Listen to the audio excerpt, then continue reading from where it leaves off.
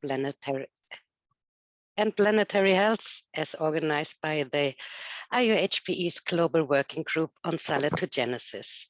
I'm Rusha Mars, I'm your host today.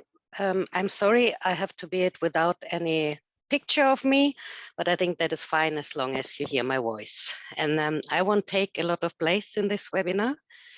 The webinar series is a series where we look at salutogenesis and see how this theory helps us to understand, can be applied, and maybe advance our understanding on a variety of issues.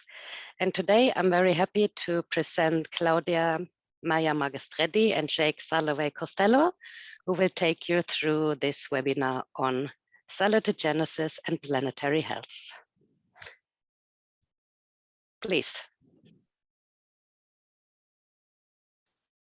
Good afternoon, colleagues around the world. Can I just check that my slides can be seen on everybody's screens? Yes. Yeah, wonderful. Yes. Greetings from the University of Nottingham in the UK.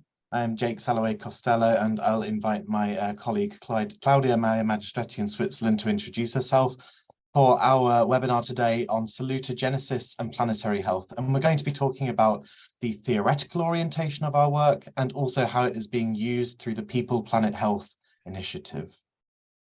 Claudia, if you'd like to introduce yourself.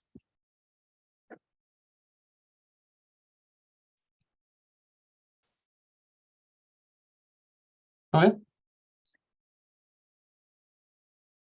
Okay, sorry.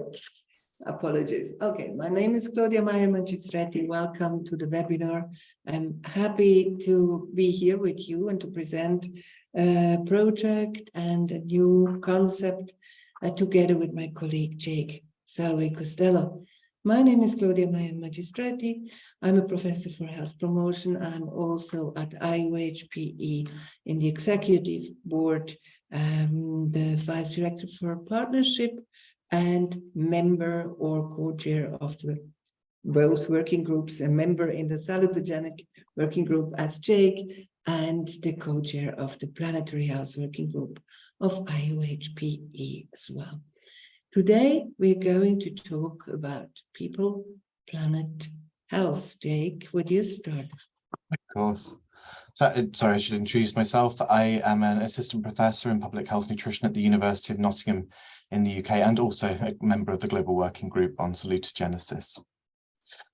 To get us started thinking about the planetary story and the relationship that we have with our Earth, we're going to play a game. We're going to have a think about say what you see. I don't know if this phrase has relevance to people beyond the UK. There used to be a famous show in the UK, Catchphrase, where you saw things and you said what they were, and we'd invite you to do the same here today. If I could ask everybody to open up the chat function on Zoom, something is going to appear on the screen, and we would like you simply to tell us what you see. What does it look like? There's no hidden agenda. We simply want you to say what you see, and there'll be 4 rounds. Let's give it a go. Say what you see. What are we looking at on the screen? Answers in the chat box.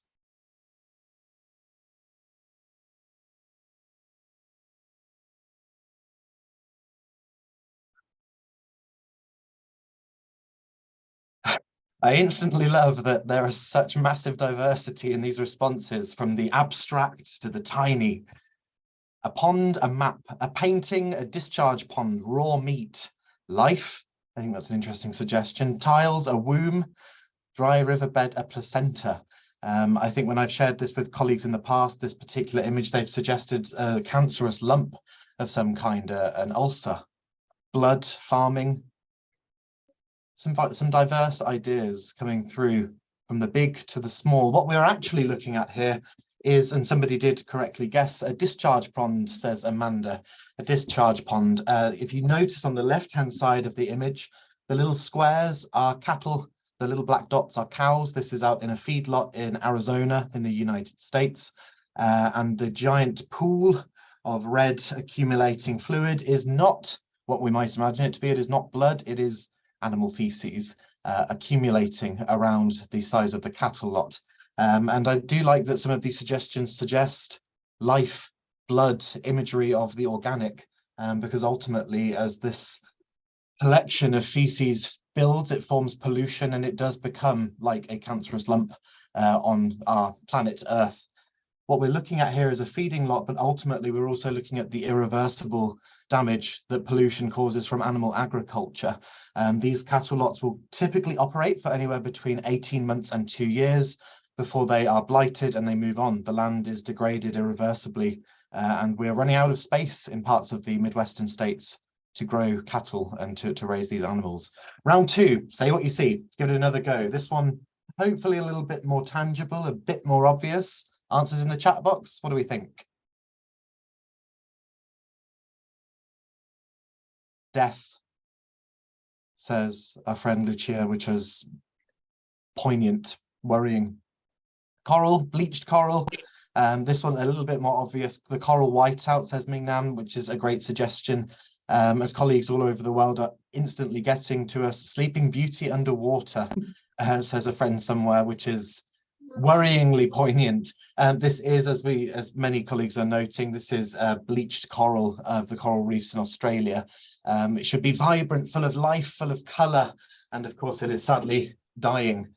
This is largely thought to be caused by rising ocean temperatures. As the water temperature rises, it kills the delicate imbalance in water temperature and salinity that these corals need in order to survive, and it kills the ecosystem, the delicate ecosystems in these places.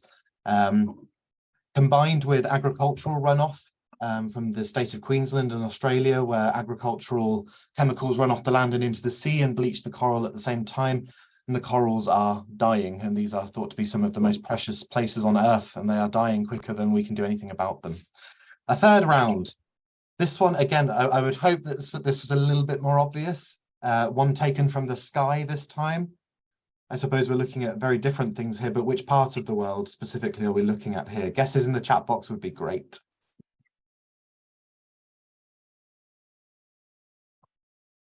Avishai gets it. Egypt, the Delta. I'm focused particularly on this one on the left-hand side. Who can name the river first? The famous river on the left of the image. The Nile.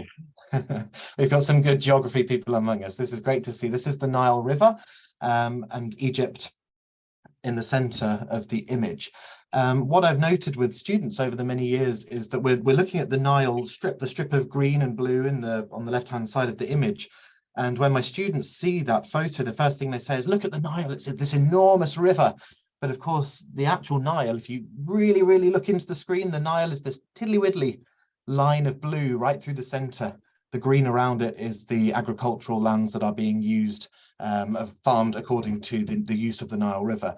What is worrying is that the Nile is shrinking, this massive body of water that feeds the livelihoods of so many people in that part of the world is shrinking. It is dying over time as there is excessive irrigation taken from it to fuel farming lands around the Nile, which is resulting in increasing desertification. I guess in short, the Nile is getting less deep, slimmer, and over time, more and more places around the Nile Delta are turning to desert. And our final one, what are we looking at here? Luscious green, centered with something less luscious, perhaps.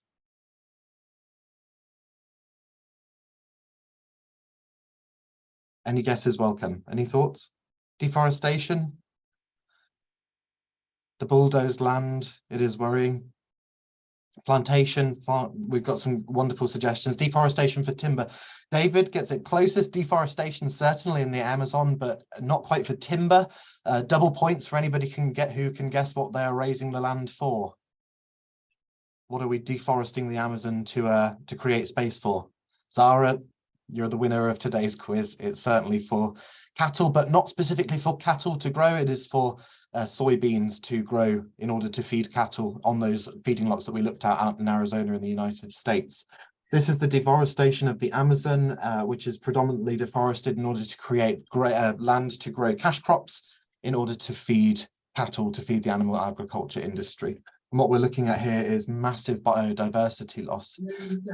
These 4 examples that we're looking at on the screen, I certainly don't want to start our webinar today thinking about the entirely negative and thinking entirely what damage we are doing to the earth, I'd really like us to focus on our relationship with these ecosystems and these valuable natural resources that are dying quicker than we can save them. In the United States, where we were looking at the pollution caused by animal agriculture, in addition to the earth dying, we're also seeing that the land use is decreasing. These places can only survive for 18 months to 2 years. After they are blighted, we move on, and the land cannot be used for anything. People cannot farm there, people cannot live there, nature cannot regrow there. The land is finished for all of time until we can work out a solution to resolve these problems. With the coral bleaching in Australia off the coast of Queensland, what happens as the flora and fauna, the biodiversity in the coral decreases and the coral breaks away, shoreline protection is decreased and flooding risks massively increase.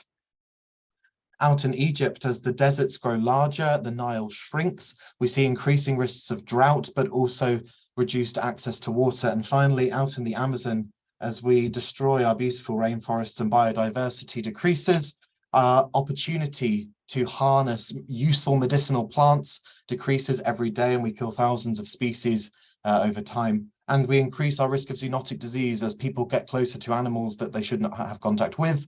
Over time, zoonotic disease risks increase. So I'd like to start our webinar today by really thinking about the planetary story as being one of symbiosis, relationship. As people destroy the planet, that is not the end of the story. The planet in turn destroys our opportunities for increased viability. And I pass over to Claudia to have a bit of a think about what these planetary threats mean on a global scale. Claudia? Yes. What we have been looking at now is the symptoms of syndromes of a sick, suffering planet. And of course, we are destroying things, and we have started to destroy things, but it's only recent that we get into this acceleration of destruction. When we look at the footprints, we have now consumed an Earth in our countries, in the Western countries, in between March and May of the year. It was in 1974, many of us have seen these times, when we were equal, when we were able to consume one planet in 1 year, when in December the footprint was as big as it can be in a year, not destroying the planet. So it's recent what we did. And when people say what we have to do is to renounce to certain things, to live poorer, this might not be very much true when we look at the historical dimension. This was a short introduction to see, now to have now a closer look at the syndromes we have. And as any syndrome in a body, also the syndromes of the planet are unpredictable, can break out any moment, can accelerate, and can surprise us with damages we do not foresee now. What we have is already unpredictable climate and weather. You have for sure seen pictures from Italy, from northern Italy right now, where the rains destroy cities and villages, and people are really refugees in their own country because of the climate crisis. What we also see is more natural disasters, as maybe you have heard in my country, in Switzerland, we're now waiting for a whole rock coming down and destroying a whole village because of the destruction of permafrost.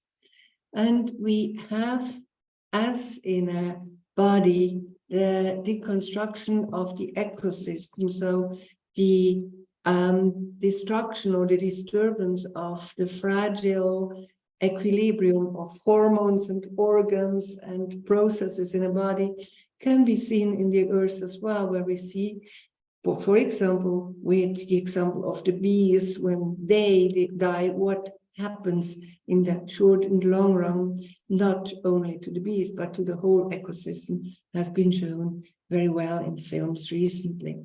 And we also have the autodestruction of the immune system, if we want to take this medical comparison, in the sense that we use our natural resources in a way that the auto-defense system of the planet is not anymore given, and the planet cannot survive by itself. These are some examples on how the symptoms lead to syndromes, Jake.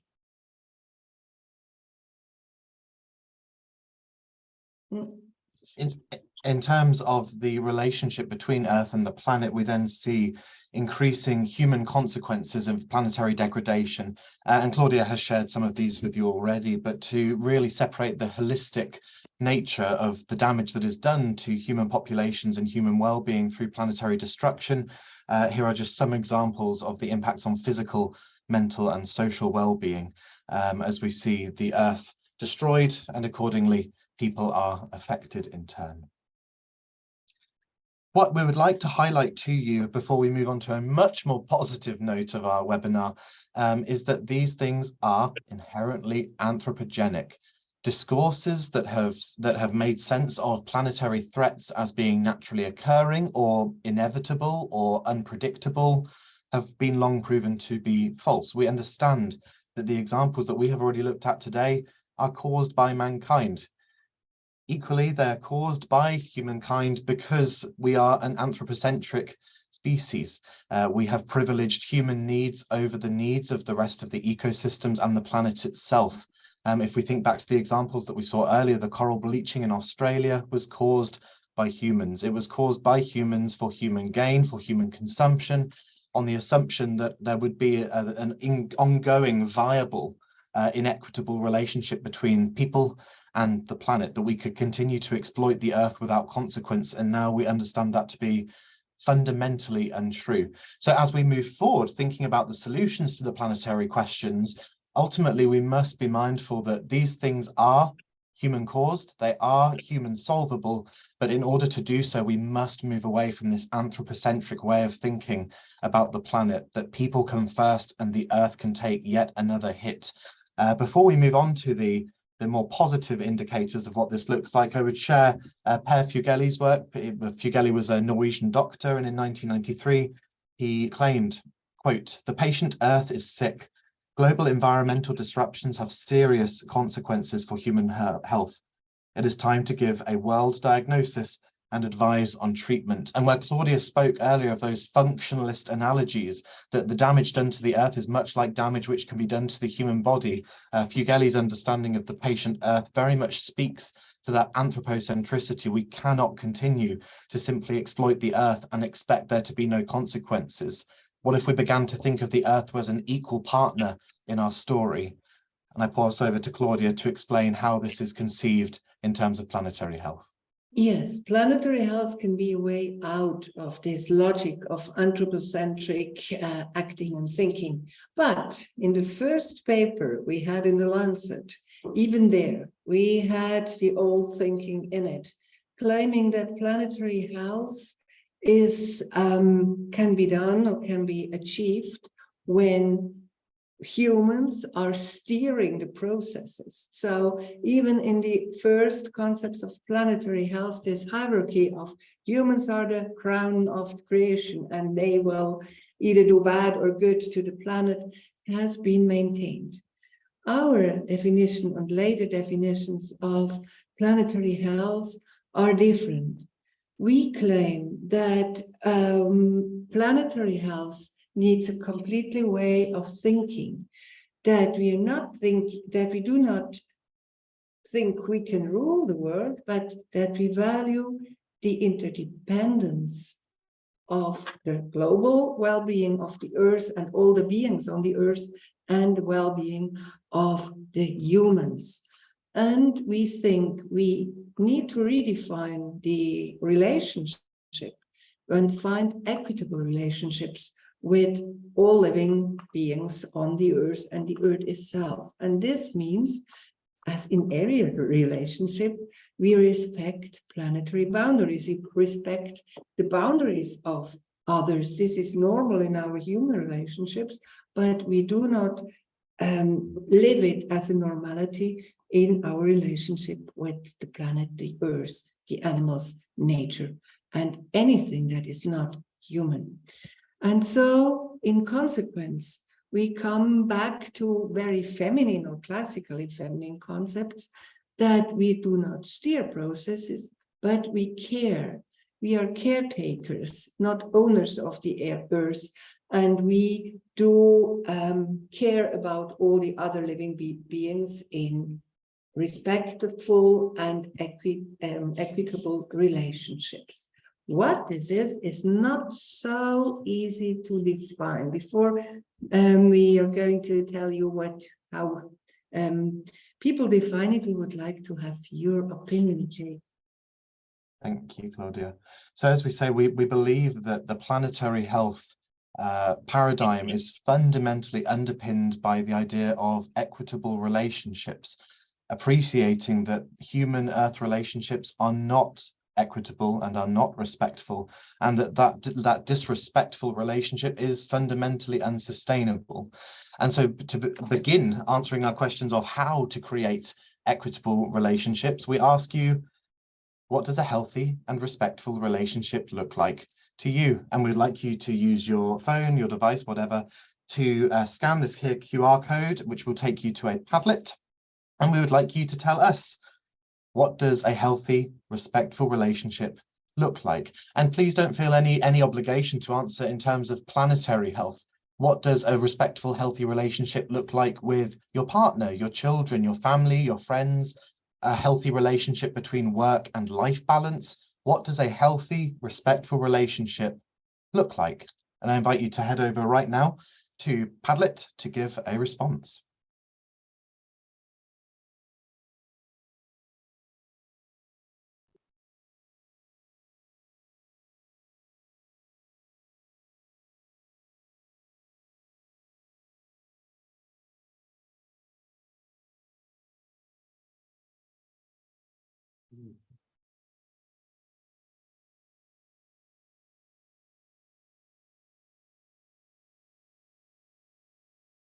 You should, Claudia, can you just confirm that you can now see Padlet, the purple screen? I can't access it this time, but now can you see the purple screen? We do see the Padlet screen, yes. Yeah, Wonderful, they do thank see. you. So we're getting some responses through, thinking about what healthy and respectful relationships look like, and this would be very much characterized in broader sense. We also have one answer in the chat, at least, which says cooperative. So if people can't access the Padlet, maybe they can write in the chat and I can give a reference after. Thank you, Rochelle. Answers that are coming through, thinking about what healthy and respectful relationships look like, a sense of honesty. I certainly think that's really important to whoever thought about the idea of honesty, that we must be mindful of what is realistic and also respect those boundaries when they are established. Mutual care and protection, giving a chance for growth. What a wonderful sentiment, and certainly relates very well to the planetary story. How can we expect our Earth and our population to grow in meaningful developmental ways if the relationship between them is inequitable? Is anything jumping out to you, Claudia? The resonance. The resonance was one of the terms we also introduced then, and we'll introduce it at later on, because it involves more than a rational dimension of interaction, and this is very important, I think.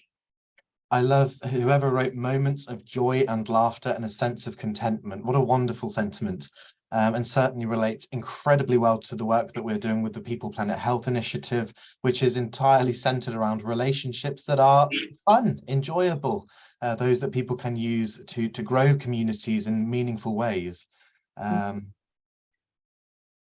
Maybe one again, the mutual encouraging is very important also in the planet and human interaction.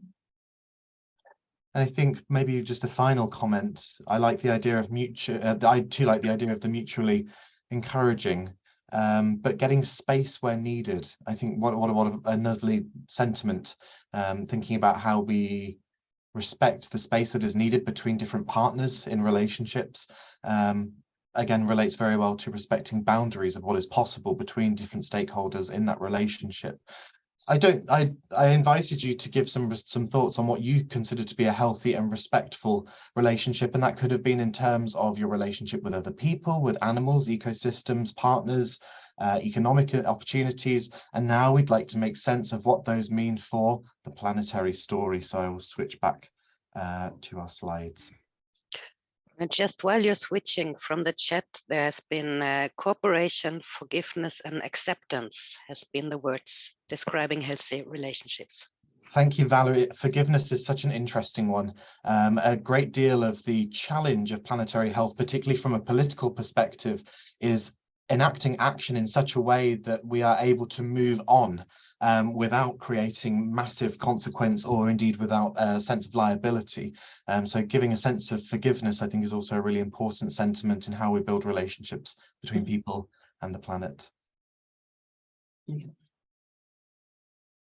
And if you can now, can you see my screen now again, Rusha? Yeah, it's good. I share with you all thinking about how this directly relates to what we are going to share today in the People Planet Health Programme and the salutogenic understanding of planetary health. I share this with you. This was a photo taken during a research project of mine a few years ago. It was taken at a share house. So a share house, a warehouse for sharing, something like a food bank where people come, they take food that is going to be thrown away. But in the share house, everybody is welcome. People come in, they take the food that they need and they leave. There is no means testing, there is no judgment. By the door, there is a list of rules on how one should govern your behavior when you are using that space. And I draw our attention to the bottom one. We ask that you take what you need and leave what you don't. This is a local community organisation based in the city of Birmingham in the UK. It's the second largest city, large urban centre of life in the West Midlands. And this is a small community organisation supporting people to get food security with very, very limited resources. We ask you take what you need and leave what you don't. Claudia and I have worked for some years now with organizations just like this to understand how their relationship with the earth is speaking to the sentiments and the values that we have explored here today, a sense of mutuality, growing together, respecting boundaries and the finite nature of resources. And when I look at organizations like this and these sentiments that we ask what you take and leave what you don't, I think what a lovely sentiment for a global solution to planetary threats. If we all took only what we genuinely needed and left what we didn't need at all, the planetary story would be taking a very different course. And so Claudia and I over the years have made sense of what these organizations do in terms of planetary health. They value the dependence of the consumer. They allow people to make informed choices, which enable them to grow in ways which are meaningful to them.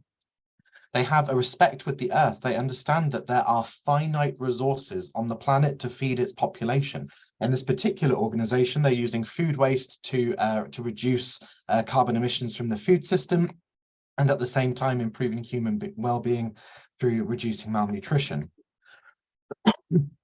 They have respect for planetary boundaries, and ultimately, that space is based on trust, mutuality. And I like where people are coming up within the Padlet suggestions of feelings of mutual support, thoughts and actions for the well-being of others, and a collective sense of ownership over the problems and solutions to planetary health. This is what these organizations are doing. They're just doing it on a tiny, tiny scale.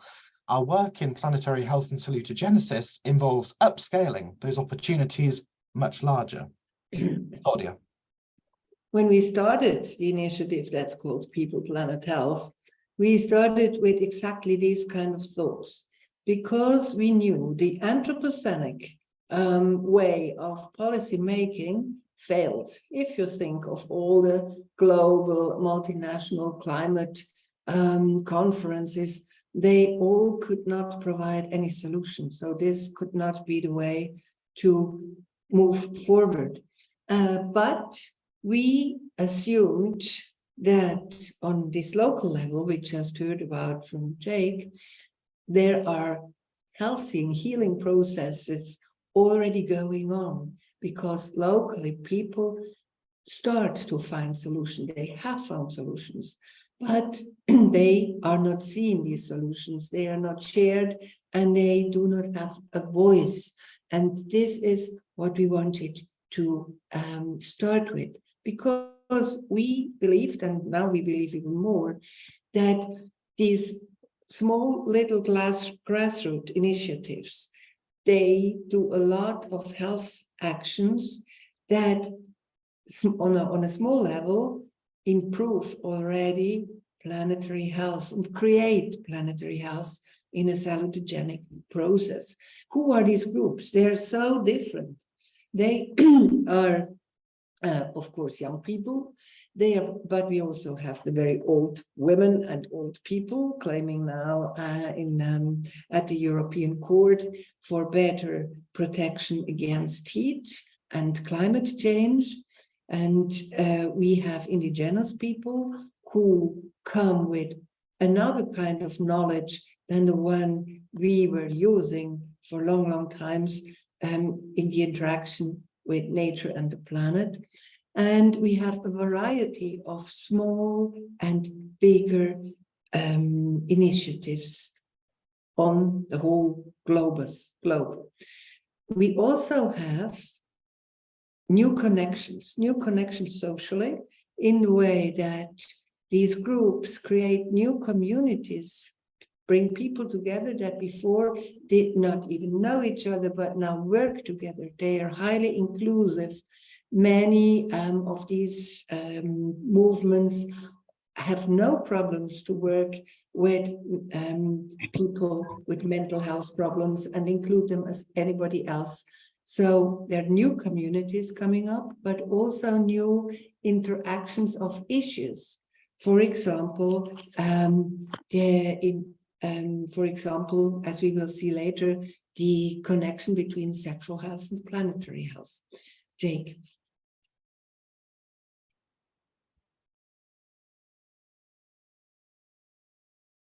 Perhaps you would like to explain this, Claudia. You understand this better than I do. The mental health paradigm. Sorry, your name was written here. Doing this, they improve their own health and they improve the health of the people they are working for. Because we will see then this on the background of salutogenesis, because they create mental health and meaning on a local level. And this is not only something we assume. In the meantime, the American Psychiatric Association could prove that these grassroots groups, these local initiatives, improve mental health and well-being, not only of the people who do the action, but also of the people the actions are meant for. So it's not only a nice idea, but there are first empirical proofs of this. And so this introduces our concept of planetary salutogenesis, the idea that the process of change has already started, but it's happening at a very, very local level. We published a paper in Global Health Promotion, Claudia, I, and two public health placement students from Birmingham City University who supported the early initiative of the People Planet Health Project, coining the term planetary salutogenesis, the idea that a process of global health creation has already initiated through local grassroots groups, indigenous populations, youth change makers, older people speaking out, and that the process forms a larger movement and we must upscale those understandings. Planetary salutogenesis refers to two related concepts. Firstly, an active health promoting process, which we determine to be healthing. The scholarly underpinnings or sociological underpinnings of this work are largely centered around Fox and Ward's understandings of the new materialisms, through which they see health as a relational doing process rather than health as a relational learning process. That the end goal should not be health, but rather the process of becoming healthy is what planetary health should be all about. And we understand planetary salutogenesis to be the process through which people can navigate the complex meanings and understandings of health through novel actions, working together in grassroots initiatives to reconcile needs of people and the planet, finding new ways of having a healthy, respectful relationship with natural ecosystems through natural resources. And secondly, that planetary salutogenesis refers to the scholarly orientation of salutogenic thought and planetary health, connecting these two paradigms in such a way that we can use them to engage with practices and policy development for planetary health promotion. And we understand this largely through the salutogenic concept of sense of coherence, which I pass over to Claudia to explain. Yes. Because what these groups do and create is health by strengthening the sense of coherence. And by doing this, they give access to new meaningful resources. This is the nutshell. The detail is that the sense of coherence, as most of you might know, is composed of three dimensions: the dimension of comprehensibility, meaningfulness, and manageability. Comprehensibility means the trust of people that the challenges they face in their lives are somehow understandable, somehow, I don't need this yet, we will back that, and I just explain it in the general, thank you, Jake. Okay, comprehensibility means that the challenges people face in life are somehow understandable, and that the resources, this is the second dimension, the manageability, that the resources are somehow accessible or available to affront these challenges. It's always the trust that you can do it, not the ability to do this. This is very important. And the third, and this is in the center because it's the most important dimension of the sense of coherence, is the meaningfulness, which is the motivational dimension of the sense of coherence, comprehending the motivation to face challenges you affront, to engage yourself and to deal with them. So it's worth dealing with what you face in life as a challenge. Translated, this is general salutogenesis. It translated into planetary salutogenesis. Now, please, the next slide, Jake. We can see what the groups do. Yes, the model was created by Aaron Antonovsky in 1979, stress, health, and coping, and then it was further developed in unraveling the mystery of health, just to answer the question that just popped up in the chat. Okay, what do these people at these grassroots groups now have in common with the sense of coherence, and how do they create health? We have talked about unpredictable syndromes, about a threat of the planet that is everywhere and nowhere, and you don't know where to start and where to end to fight it. These groups don't fight it. These groups create an answer, a healthy answer, creating comprehensibility. They make an overwhelming and huge threat, this threat of planetary illness and planetary disaster. They translate this into initiatives with local context you can comprehend, you can understand, and that gives you a sort of predictability and security because you know the place. And so these global challenges become understandable on a local level. These groups also create manageability. They make this local, in a local context, they provide resources for action and also targets and objectives for action, and they support innovations and solutions on a local level. Doing this, they also create meaningfulness. What I can understand and what I can manage, or what I trust I can understand and I trust I can manage, becomes meaningful for me, becomes motivation. I go for something I think I can, yes, it's worth challenge, it's worth doing. And this is what these local groups also do. And what Jake, you mentioned before, they create joy and action and community, and they motivate people. It's not something you have to refuse to and to live more rational. No, it's a new quality of life they create. Jake. Thank you, Claudia. Yeah. To make sense of this, we'd like to share with you 2 examples of community organizations that are using local initiatives to gain the sense of coherence for planetary health. And our first one comes from Uganda. But before we introduce it, we would like to ask you another question, and we invite you to either visit the Padlet through the QR code, or if you're unable to use the technology, to do so through the chat. And we ask you just to give some ideas on the relationship between sexual health and planetary health, mindful that our first example has found a wonderful connection between the two, or many more wonderful connections between the two, and we invite you to suggest some ideas. If you could either scan the QR and head over to Padlet to give an idea, or write directly into the Zoom chat. Either one is fine, and I will switch the screen over.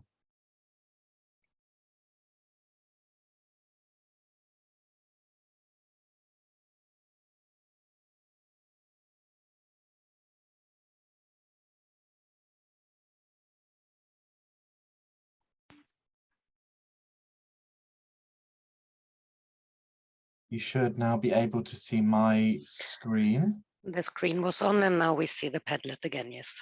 Thank you. So we ask, how are sexual health and planetary health connected? 2 very disparate forms of well-being in theory.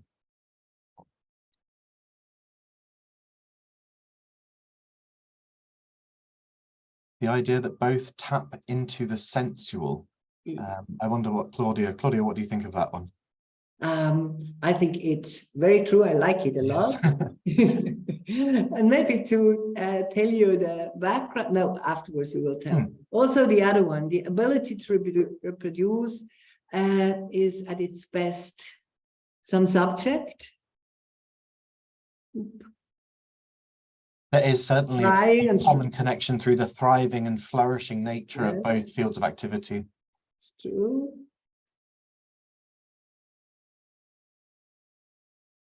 I think I would also add in, as new ideas are coming through on the screen, if we really center the planetary story in reciprocal, respectful, equitable relationships between different enactors in well-being, there is a very clear connection between sexual and reproductive health and planetary health, thinking about how both are ultimately dependent upon respect between differing partners. Yes, and also to give birth and to create is one common element that is mentioned here. In the chat, Claudia, a colleague suggests that there is a connection through the creation of energy, and another colleague suggests respect and care for women, mothers, pregnant people.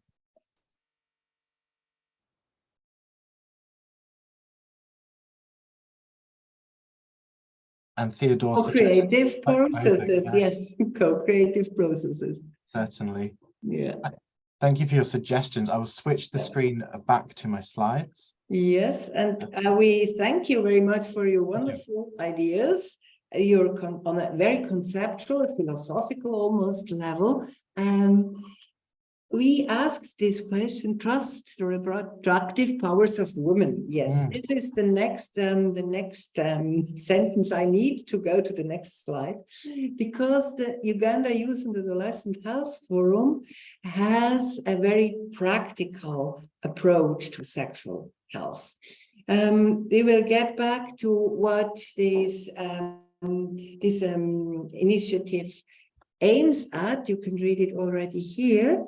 But the background of this question was also, when we started with the project, we had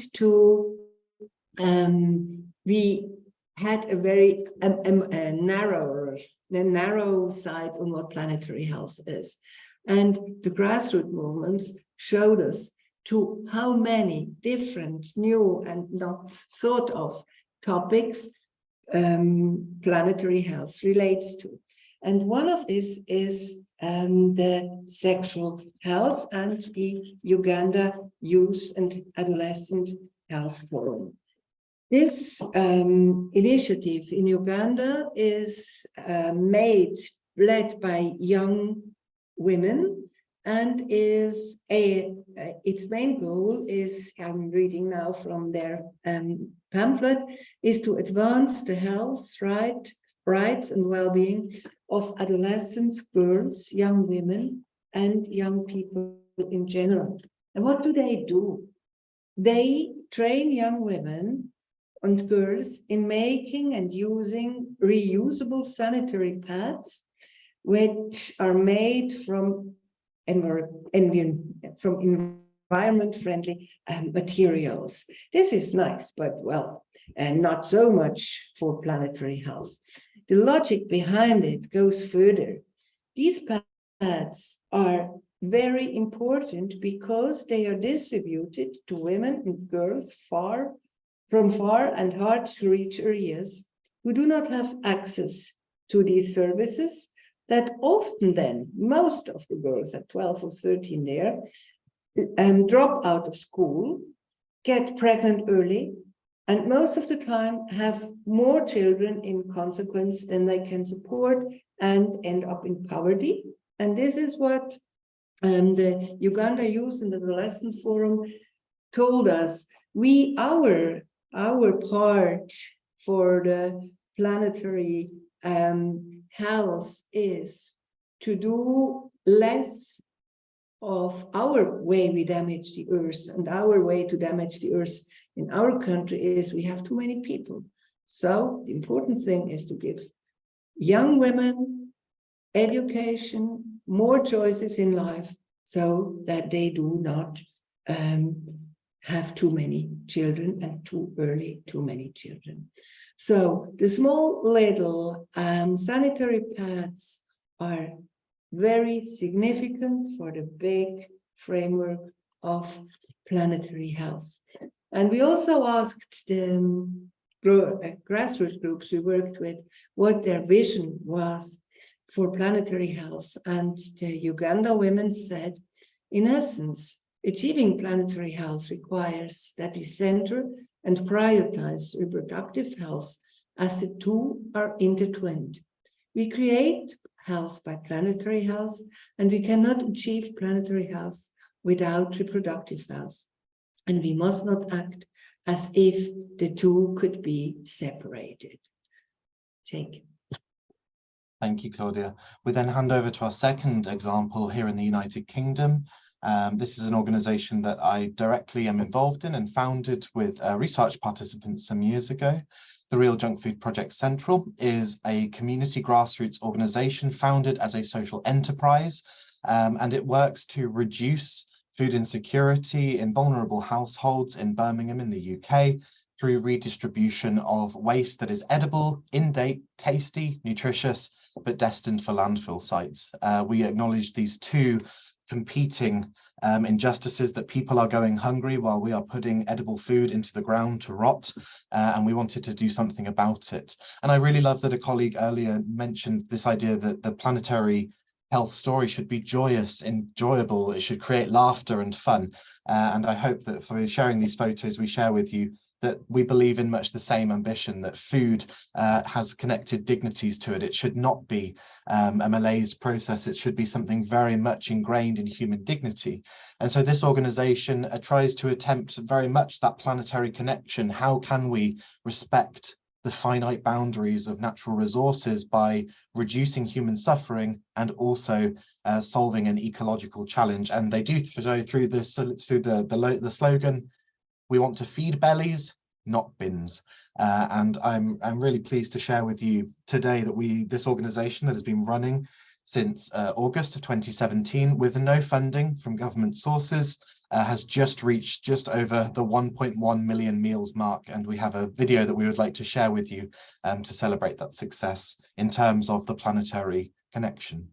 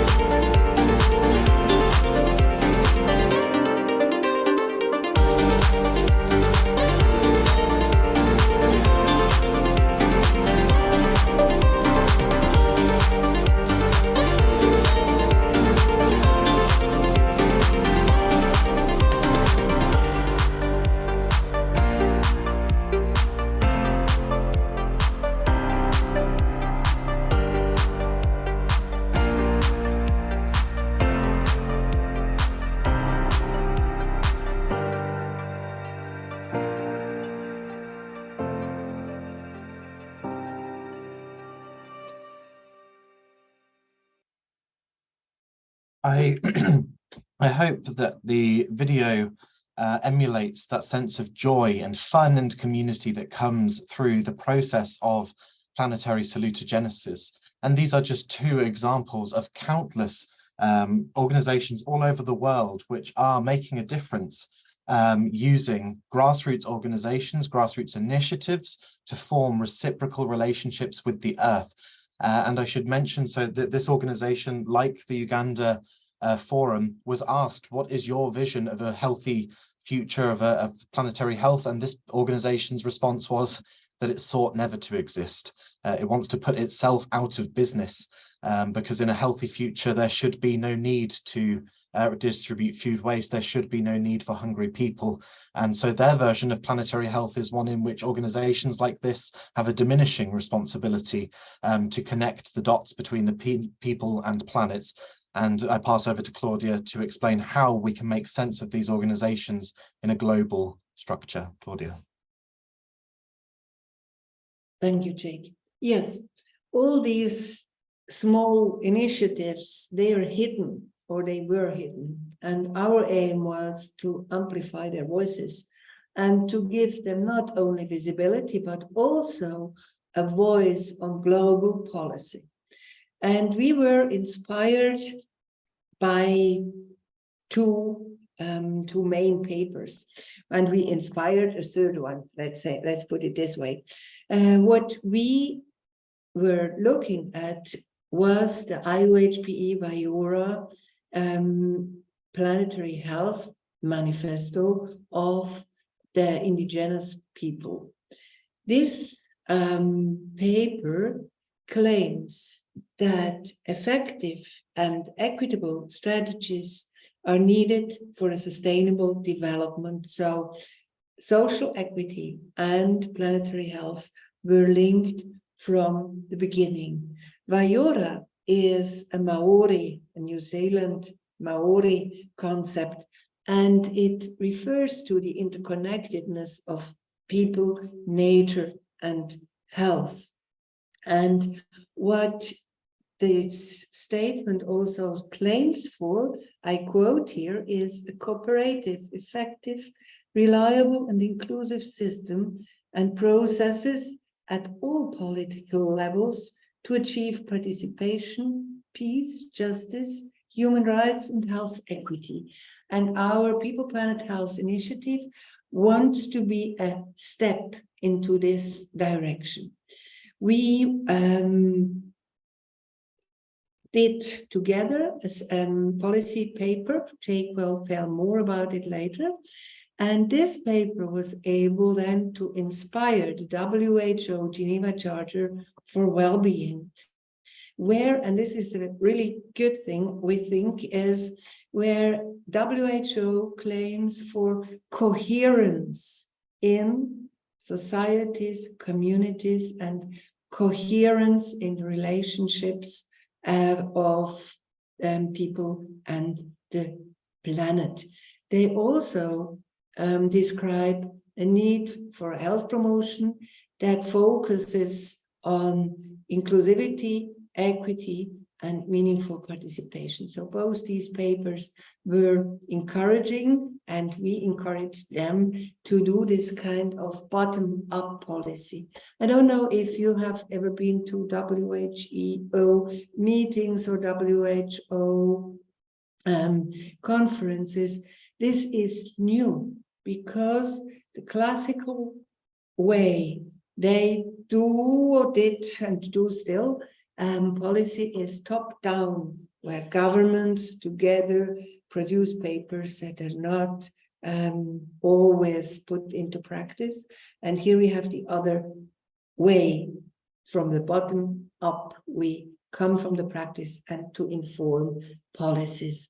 Jake, maybe you would like to tell how we did our paper with the grassroots groups together. So upon this understanding that grassroots groups and initiatives all over the world have already begun the process of planetary salutogenesis and are forming reciprocal, respectful relationships between communities and the earth, we established in 2020 the People Planet Health Initiative of IUHPE. And this is a participatory policy development initiative with support from both the Global Working Group on Salutogenesis and that of the Wyora Planetary Health Group also. We'd like to thank our academic partners and more recently the iSecond Network, the IUHPE Student and Early Careers Network, who have been instrumental in taking forward People Planet Health's story into the second stage. Before we talk you through the first and second stages of the People Planet Health initiative, it would be great if we could be honest from the beginning and say this process is messy, it is unstructured, it is very much organic, it is taken by the people who are part of it. Claudia and I may have initiated some of these ideas from the beginning, but we have certainly sought never to control them. That what happens throughout the People Planet Health process is always in the hands of grassroots people all over the world and our partners across 6 different planets. And we're really proud that voices from far and wide have been part of this process of global co-production. In the first stage, we started with the People Planet Health position statement, which was a globally co-designed writing process to understand what those valuations of planetary health are. So in July of 2020, we held a live webinar, No Health Without Planetary Health. You can see Claudia in the top right-hand corner of the screen introducing the webinar with contributions from Dr. Rüdiger Kresch, Director of Health Promotion at WHO, in which we made a call to action, asking grassroots initiatives all over the world, please tell us your story. We understand you have started the process of planetary salutogenesis. You are finding those reciprocal relationships, which are so instrumental in creating planetary health. Tell us what you do, tell us why you matter, and tell us what you want of the future. And we invited people and groups to go to our website, which you can see on the screen, peopleplanethealth.net, which is still live, and we invite you all to visit and share their stories. If you go to the website, you will notice there is a button in the blue button in the top right-hand corner where you can find some of those stories from across 6 continents of groups across the world innovating new respectful relationships with the Earth and initiating the process of planetary salutogenesis. The purpose of the position statement was to find some common ground between those activists and determine what it is that they wanted from the World Health Organization and other global policy making and advisory bodies. And this was the process that we followed. You will notice that it has some complex steps. It begins with a launch webinar in July of 2020, and it ends in October 2021 with the IUHPE Executive Board formal endorsement of the position statement that we wrote together. As the process grew, the process itself of writing this paper was determined by the activists themselves. They designed the process, they wrote the words, they signed it off, they provided peer review and scrutiny, and it was at the end, the IUHPE Executive Board officially endorsed the paper. And this was for us a wonderful moment, a shared connection between groups across 6 continents calling on WHO to listen to them, to amplify these voices and engage in capacity building. As a result of the position paper, we were invited to speak at the 10th Global Conference on Health Promotion by WHO in December of 2021. And WHO Health Promotion Director Rüdiger Kresch requested or commissioned the start of an action board, a second stage to the People Planet Health process, working on the position statement that we had put together. Claudia, do you wish to take Yes, the action board is based on what the position statement modestly wanted to be. What the grassroots groups designed were main issues to work on: education, community, participation, planetary health. And we have new definitions of these old topics written by people who normally don't try it, as the chaotic process Jake mentioned shows.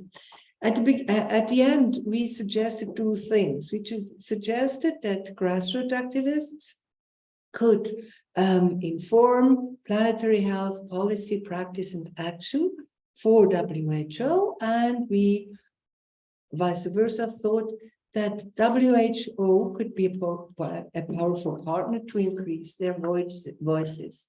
When Rüdiger Krech then invited us to form an action board, the next slide, please, we were very happy to have this opportunity because this second stage now moved our project into a global advocacy project, and we used the visions of the position statement and could amplify the voices of planetary health in health actors across global or policy. So what this means is that we agreed with WHO that the grassroots and local and initiatives meet for the forthcoming 5 years in 10 meetings, 10 action board events with WHO. So we go into a direct dialogue, we facilitate a direct dialogue between the local solutions and the global policies. This dialogue is organized in 3 parts of the action board.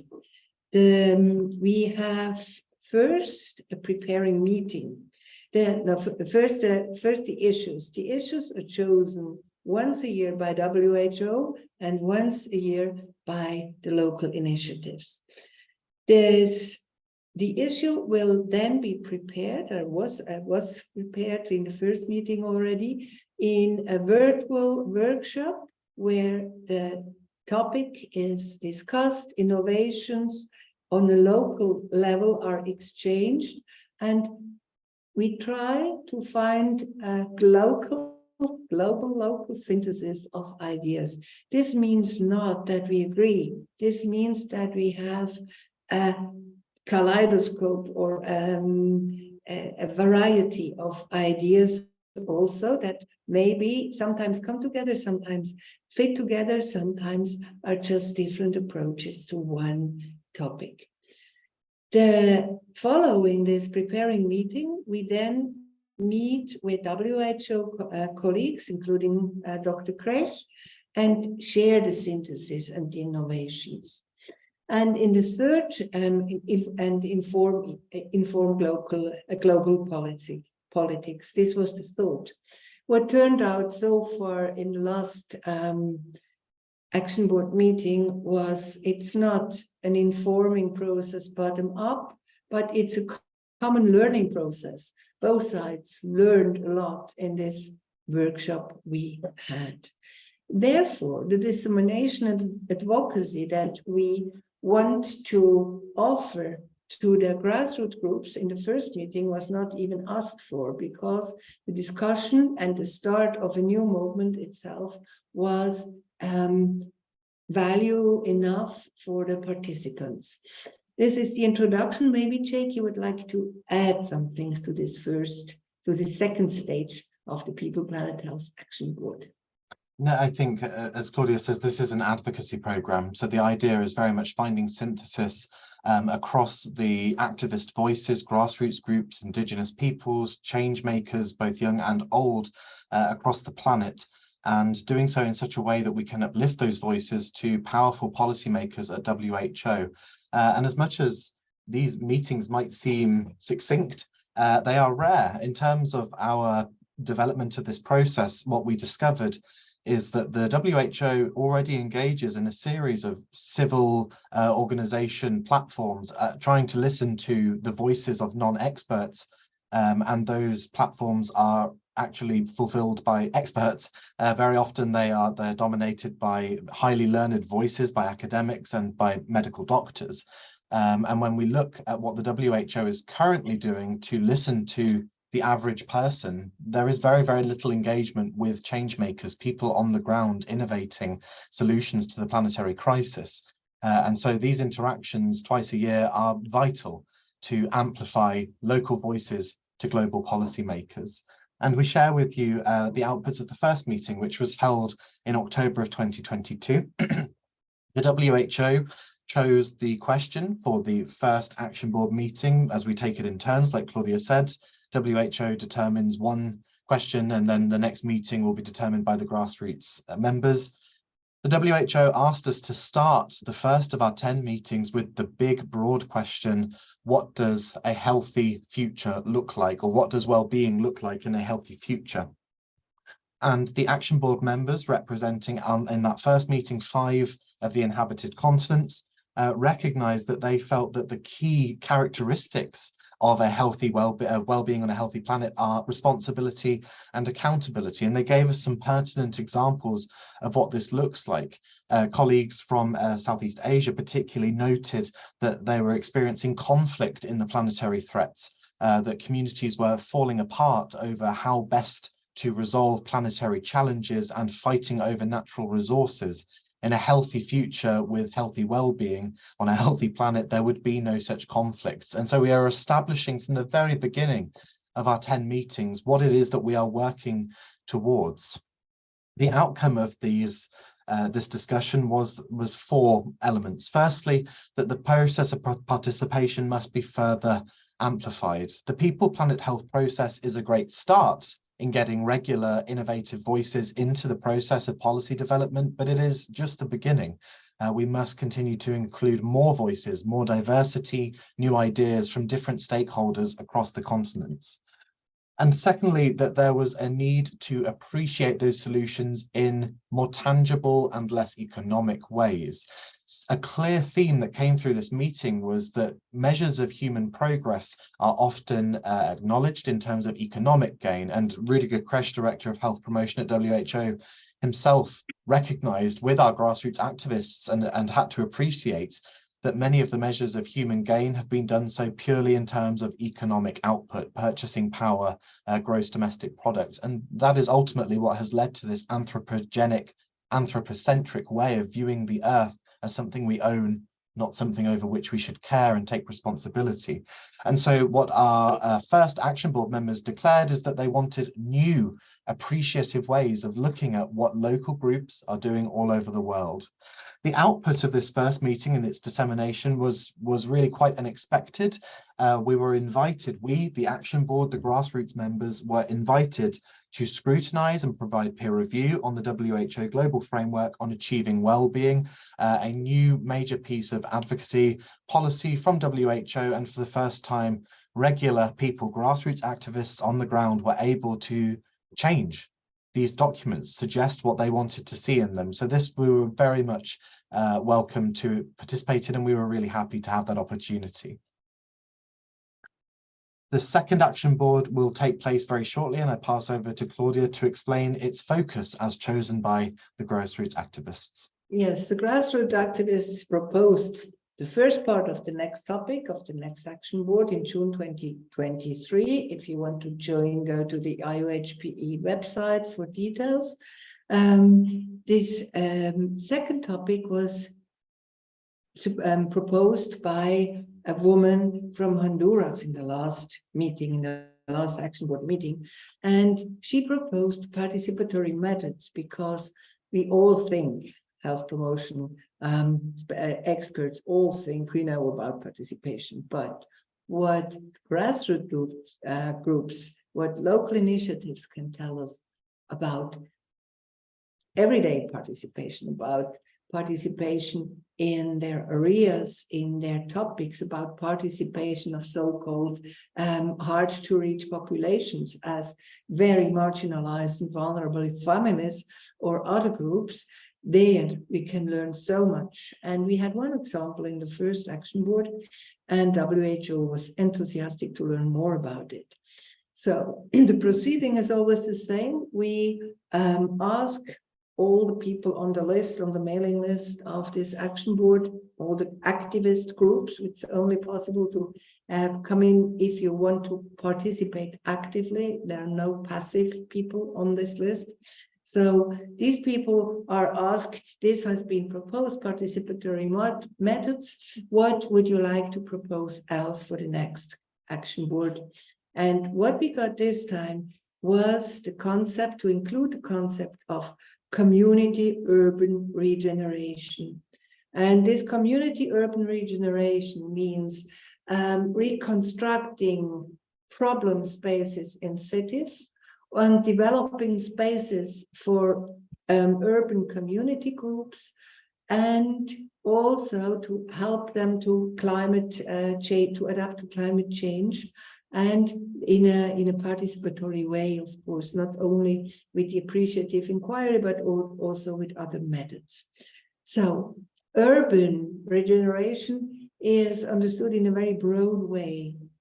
We will have examples. We already have people who are active and will take part. We will have examples from central Sardinia, where they have a tradition of rural and village regeneration and reconstruction. And this tradition we can learn from. And other initiatives will be also participating and shown in this next People Planet Health Action Board. The third one in October will then be again proposed by WHO. There will be a topic proposed by WHO. Before we come to, yes, we will ask you then a few questions. We will ask you afterwards about your general remarks and discussion points for our presentation, but we will also ask you what topics you would suggest for next Action Board meetings, and what you would like to, and how you would like to contribute. This is very important from the beginning in this project. This will stay important, the work here will be a work of joy. It's not a membership. You have to be here on 5 years and participate and engage for 5 years. People jump in and jump out as they like a topic, or as they want to bring in something, or as they want to take out something as well. Before we start the discussion, I would like to go back to where all of our thoughts and all this webinar started, namely by Aaron Antonovsky. And I would like to give you a quote, because he anticipated a bit what we are trying to do now. He wrote in the Unraveling book, generally, that at the heart of a functioning system, there is the capacity of the system to carve a coherent pattern of interaction with reality, with planetary reality in our topic now. And then he asks Antonovsky, is it too grandiose an ambition to set as a goal moving closer to an integrated theory that proposes how any system copes with its reality? So we are again with this, in this co-creation process of planetary health and of healthying humans and the planet. Ruja. Yes, well, thank you, Claudia and Jake, for taking us on this journey through the grassroots activism of planetary health and salutogenesis.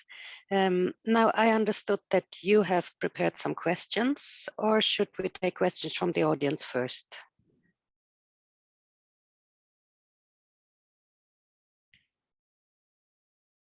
We invite questions from the audience. Okay, so then please, do you have any questions to Jake and Claudia on what they told us during the last hour? You can use the chat, or you can raise your hands and I can give you the word.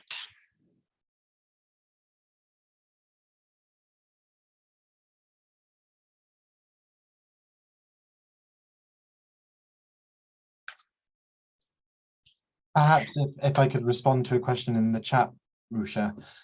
David asks us how many grassroots organizations are in the Action Board.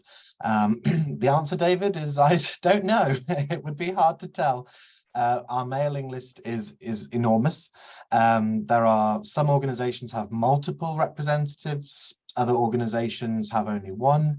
We are not focused on the number. We are certainly not quantifying anything.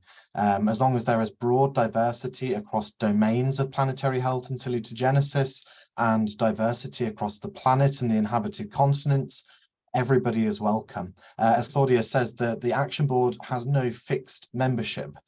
We ask that everybody who wants to participate in the next meeting lets us know in advance, and that when they turn up, they participate. There are no passive participants. People actively engage, they turn on the camera, they have their piece to say, and they share their ideas of innovation with the World Health Organization. If those people have something to say, they are always welcome, and they can come and they can go. At our meeting in June next month, there will be probably a completely different action board to those members that we met in October of last year, and it will be completely different next October.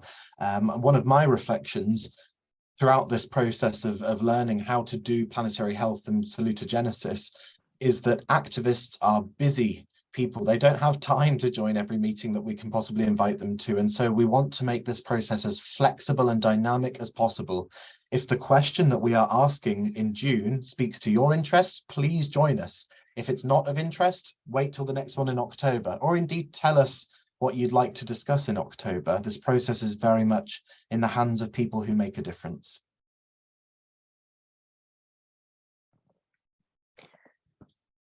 Thank you, Jake. Are there any other questions? Or also remarks or contributes? Or remarks or comments? Well, maybe I can, because there's also a comment in the chat, which was on the healthy relationships. And there was Bhavana Gulati answering that healthy and respectful relationship does not have a power dichotomy. And I think that's a very relevant statement in the context of planetary health, where there are some powerful forces which are kind of drawing into the other direction than the grassroots activism which you have been describing.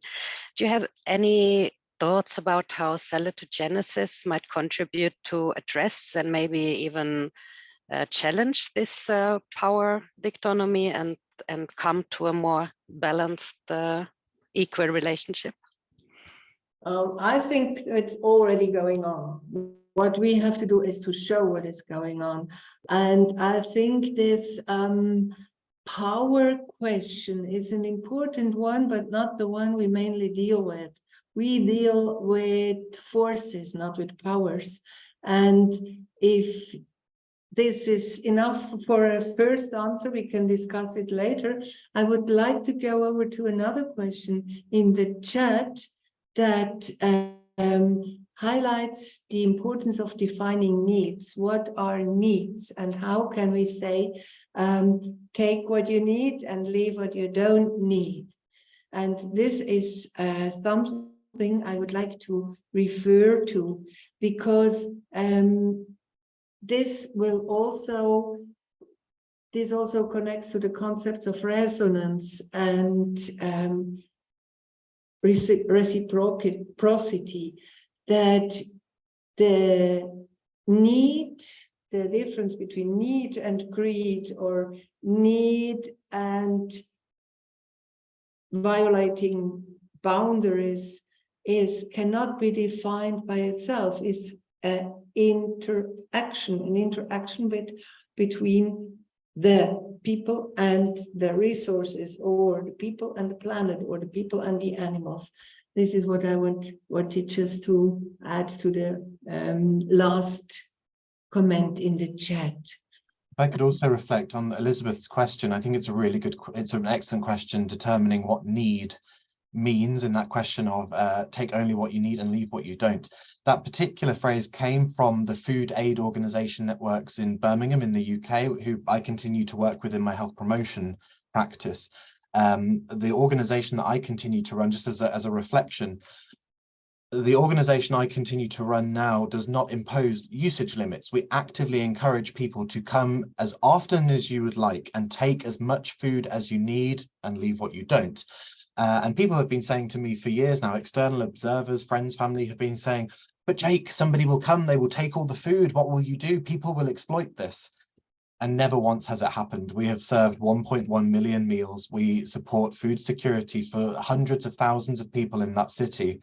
Not once has anybody ever exploited that process of of food distribution. And our activists believe fundamentally it is because of a sense of shared mutuality and reciprocity.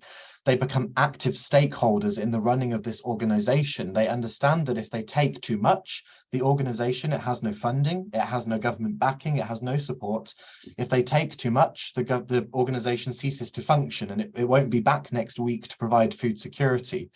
Each of the customers that uses this organization, the food aid organization, has a reciprocal relationship with the food, the volunteers, the organization itself, the urban center.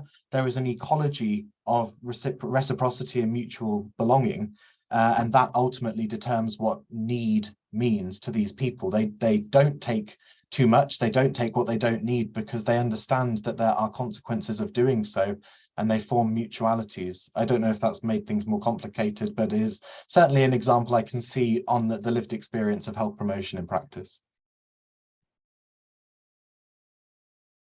There are two other questions, one about how can the grassroots groups be supported, and the other, how can we bring national governments on the same pace? These questions were very much in focus in all the stages of the People Planet Health project up to now. And we cannot provide funding for the grassroots people. And this is also not what they wanted at the beginning. I thought, of course, now we have to find funding. And Jake, you taught me, no, they don't want money. They have a different way of thinking about economy. And this is, I think, part of the so far running project. We do not work with money. We work with people, and we work with volunteers, and we work with intrinsic motivation and engagement. And I think this is, I can't prove it, but this is very important. What we can do and what we offered from the beginning is amplified voices of the grassroots groups. So IOHP and WHO, we can try to broadcast, to share, to amplify, and to make more noted and more known all the initiatives if they want to. This is part of what we agreed on when we entered phase 2 of the People Planet Health project. The other thing is the national governments. This has been an issue that we have still not solved, as far as I think. Jake, please correct me, because this is what many local initiatives would like to have, to their governments listening to them in their own countries, their governments listening also to their need and claim for democracy, for example. And this is a problem we did not solve, but I hope I may say this in public here. We have feedback from WHO that there are already a few nations who do not like our initiatives because they say they are the one who represent the unheard voices. We do not need a action board of unheard voices in WHO. So here we do not have a solution, but I think we could become more influencing than we are now from what we observe at the beginning. But this is my opinion at the moment, Jake.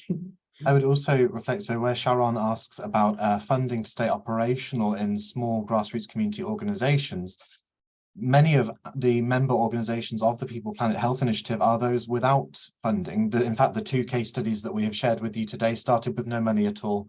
They do not receive government funds, they have no government backing, they have no donations. They have been created through the asset-based approach to health promotion and community development. One of the primary objectives of the People Planet Health Initiative is not just to amplify local voices upwards to global domains, but also to share them with each other.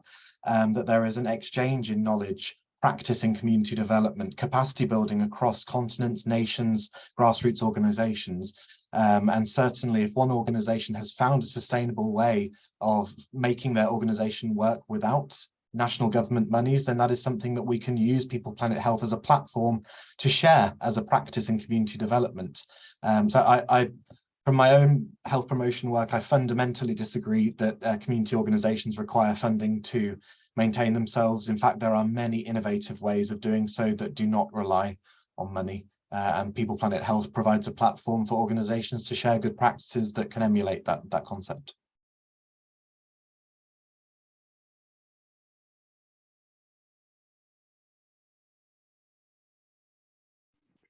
Well, thank you again, Jake and Claudia.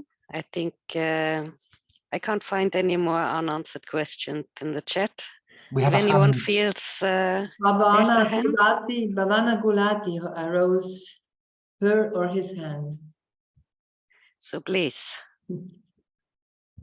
Hello, a big hello to everyone. Thank you so much for a wonderful presentation, Claudia and Jay.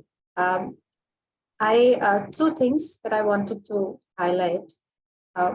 One is that what you said, Claudia, about not having any solutions as of now, about how we ensure that countries and policymakers are on the same page, or they are brought on the same page. I think not having solutions is fine for now.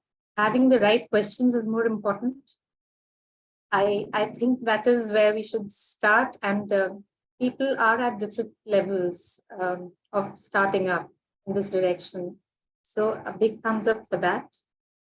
Secondly, what Jake just said about capacity building, I think the people who really want to, bring about a difference, they are doing this at their own level in different ways.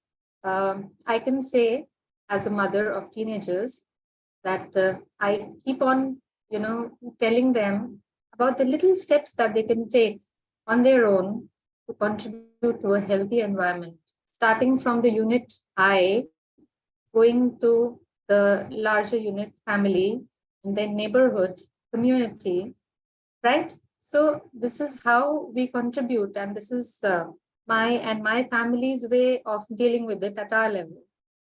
We haven't gone to the national level yet. We are doing what we can at our level. So capacity building is important. I would really love to take this forward to my community, and I try to do it at my level. But then having the right infrastructure, having the right kind of support groups with which you can interact, knowing would bring about a difference in a particular community, and knowing that the same would probably not make the difference in another community, because this is not a glove that fits all hands, right? So these are the things that were there in my mind, and I just thought that I would not want to leave the discussion without putting them on the table. Thank you. Thank you, Bhavana, and we certainly invite you to join the People Planet Health Action Board and share those innovations that you're starting with your children, upscaling to family. At the last Action Board meeting, family as a unit of the beginnings of grassroots initiatives was highlighted. So it is very likely that over the next 5 years or so, through these 10 meetings, that family will become a increasing focus as we move through the planetary story.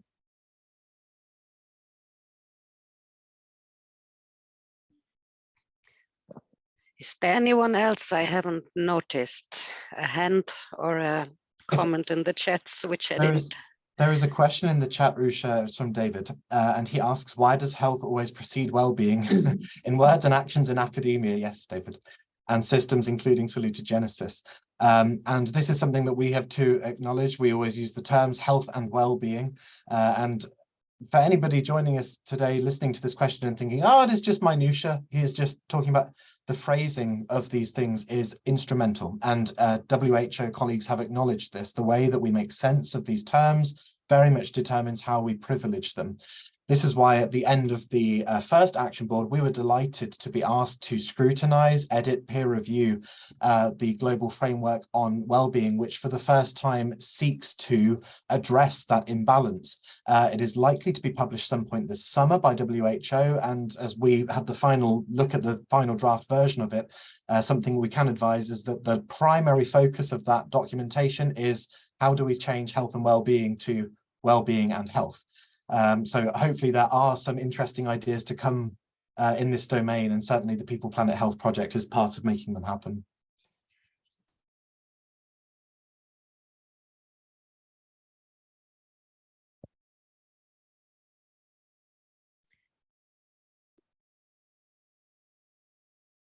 Well, thank you, Jake.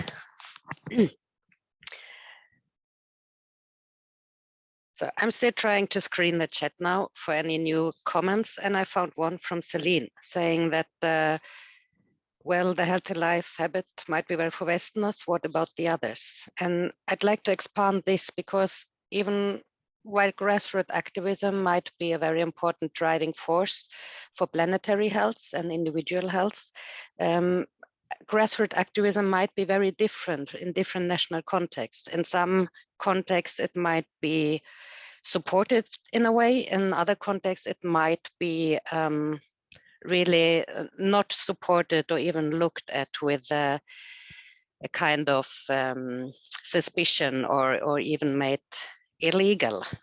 Have you any thoughts on how each of us could support this kind of grassroots activism where we are and maybe also globally on a bigger scale? It's probably useful. So Claudia, after you. Yeah, sorry, just an idea. But we discussed this, and this was one of the topics for a forthcoming action board about grassroots activism and conflicts. It's not only the conflicts between car drivers and climate activists demonstrating in the street. It's a whole lot of ideological, social conflicts involved and produced also by these initiatives. And on the other hand side, we have, especially in Brazil, our colleagues who are really threatened in their lives because they work for foresting or for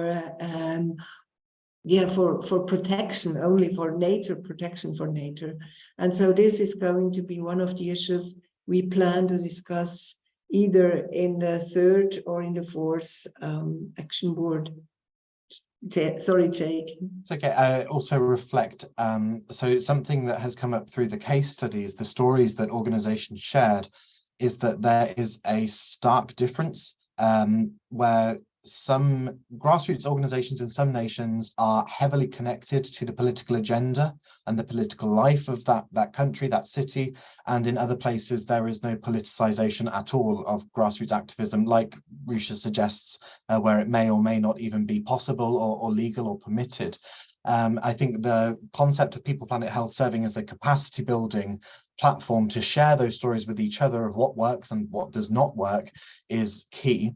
I would also reflect that in our meetings with grassroots activists across the 6 continents, one of the most contentious points, something that we did not find consensus on, was the role of national governments.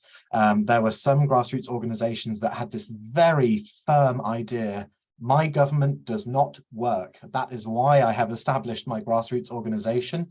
There were others that had the opposing opinion: my government does everything, I must engage with them. Something that we've not been able to really reconcile as a reflective point here is how to deal with the role of national governments, because grassroots organizations seem either highly opposed to them or heavily dependent upon them. So it may be in future discussions that we need to seriously consider the political nature of grassroots activism and how it combines and ecologizes with the wider political life of nation states.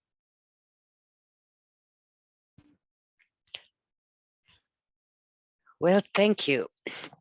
There's still some comment in the chat, which are mainly about kind of expanding the discussion on what each of us can do in their daily life and in their thoughts and actions, and how we can amplify these voices and really raise them to a higher level, national or not. We're not sure about that yet. But it really highlights how this debate is engaging people all over the planet, as it should.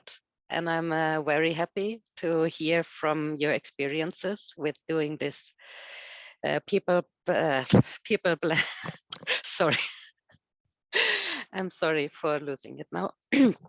For doing this working group on planetary health and planet and people. I see there's a lot of interest in this group. I guess that they can just take contact with any of you, Jake and Claudia, if they want to join the group on the planetary health. Please do get in touch with us if you would like to be involved in the next or subsequent Action Board meetings. We would highly value diverse ideas from all over the world. Even if you're not a member of a grassroots organization and you simply wish to represent the smallest unit of planetary health action, which may be yourself or your family, please do join us. You have something useful to contribute, and we would like WHO to hear it from you. So please get in touch by email with Claudia or I. You will find our contact details available on the STARS website and the pro forma for this webinar. And the IUHPE website also. Yes. The IUHPE. Okay, so I think we make this maybe the closing statement. Thank you again for this very enlightening webinar. And please, if you're interested in hearing more about salutogenesis, visit the STARS website or check out for the newsletter, which comes into your email, so you are updated on what is happening. The webinar series will go on with the next webinar next month, I think. And well, yes. Thank you everyone who joined us today. And again, sorry for not showing my face. That's not intentionally. It's my camera who doesn't really connect to the wider World Wide Web and the Zoom applications today. Oh, there is a hand, Theodore Petzold, sorry. Oh, it's okay.